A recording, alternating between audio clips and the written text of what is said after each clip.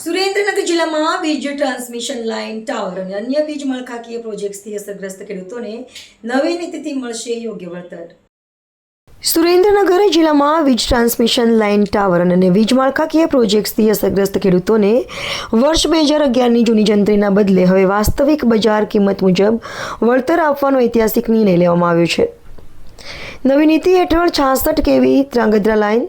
66 કેવી સડલા ગોદાવરી લાઇન માટે ન્યાયી વળતરમાં માતબર વધારો કર્યો છે.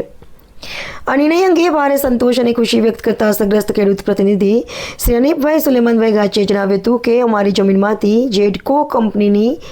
વીજ લાઇન પસાર થતી હોવાથી અગાઉ જૂના નિયમ મુજબ જે વળતર મળતું હતું તે ખૂબ ઓછું હોવાથી અને અમે સ્વીકાર્યું ન હતું, પરંતુ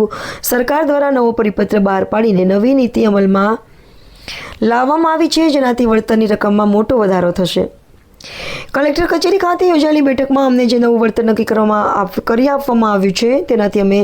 સંપૂર્ણ સંતુષ્ટ છીએ અને તે ખૂબ જ યોગ્ય તથા વ્યાજબી છે. આજરોજ ધ્રાંગધ્રાથી સુરેન્દ્રનગર કલેક્ટર કચેરી સાહેબ અમને વીજળીના જેટકો કંપનીના પોલ અમારી જમીનમાં આવતા જે વળતર માટે બોલાવેલ,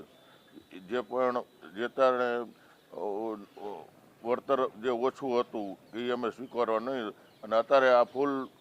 એના પછી આ 7મા મહિનાનો પરિપત્ર નવો આવતા જે કંઈ વધારો થઈ અને જે અમને વળતર આપ્યું છે